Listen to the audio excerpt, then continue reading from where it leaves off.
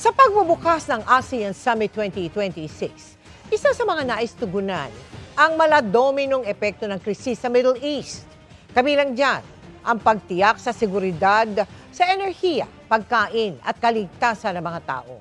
Mula sa Cebu, nakatutok live si Ivan Mayrina. Ivan? Yes, Mel, ang pagtatatag ng isang fuel reserve para sa mga bansang miyembro ng ASEAN ang isa sa mga hakbang na napagkasunduan bilang tugon sa oil crisis, bunsod ng gyera sa Middle East. Ang chairship ng Pilipinas sa Association of Southeast Asian Nations o ASEAN. Pagkakataon din para ibidang mayamang kasaysayan, kultura at talento ng Pilipinas. Kaya naman kahit simple ang mismong pagtitipon, hindi nawawala makulay na pagtatanghal sa opening ceremony ng ASEAN Summit. Bago yan, winelcome ni Pangulong Bongbong Marcos kasama si First Lady Liza Araneta Marcos ang mga lider ng 10 iba pang bansang miyembro ng ASEAN. Ang tema ng summit ngayong taon sa chairship o pamumuno ng Pilipinas, Navigating Our Future Together. Nataon namang naharap din ang ASEAN region sa epekto ng oil crisis, bunsod ng gyera sa Middle East. Across our region and beyond, nations continue to navigate an increasingly complex global environment.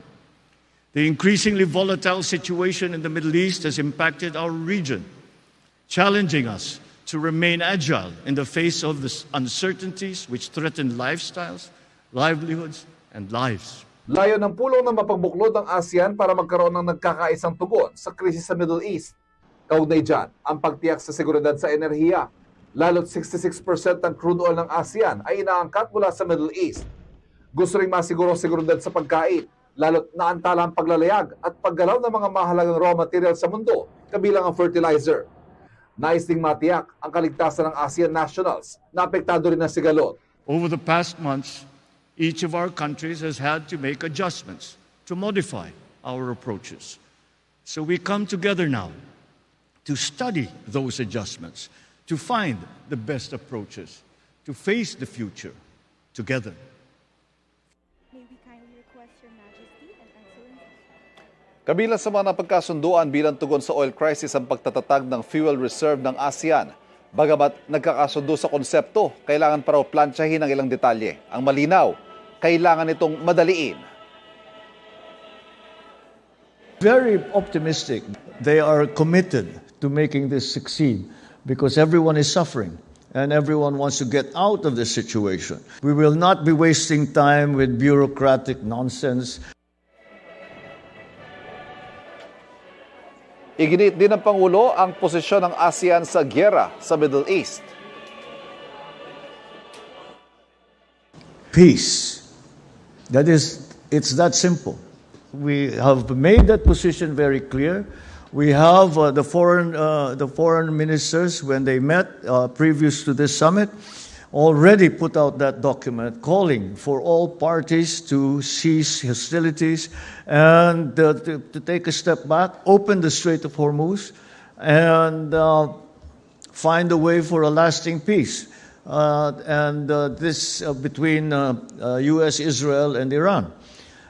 So that is something that is, I think, fundamental to any discussion about the war in the Middle East.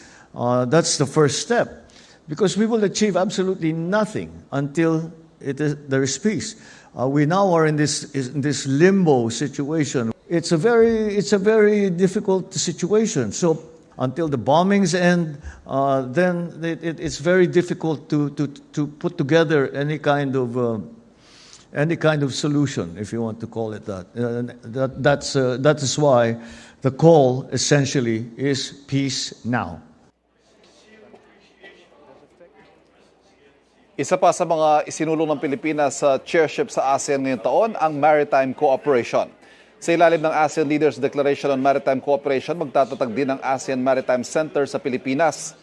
Dito, pangunahing tututukan at pagtutulungan ng ASEAN ang ligtas na paglalayag sa South China Sea at pagtiyak na napoprotektahan ang soberanya teritoryo ng bawat bansa sa ilalim ng UNCLOS at international law.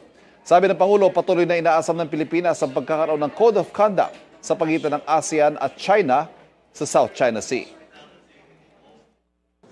Well, the basic fundamental the foundation of any of those, to get the answer to any of those questions, will come from the finalization of a COC, a code of conduct.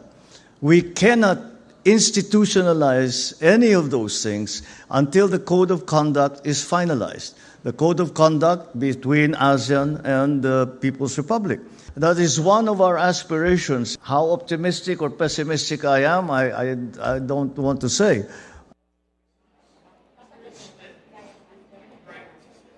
Mel, bagamat hindi pa malinaw kung kailan at paano ang magiging implementasyon sa marami sa mga napagkasunduan sa summit na ito, ay magpapatuloy daw ang mga bansa sa ASEAN na isulong ang mga ito sa mga susunod pang mga pagpupulong. Samantala, sa mga oras ito ay nagaganap na ang gala dinner na pinangunahan ng Pangulo para sa mga bisita. Mel. Maraming salamat sa iyo, Ivan Mayrina.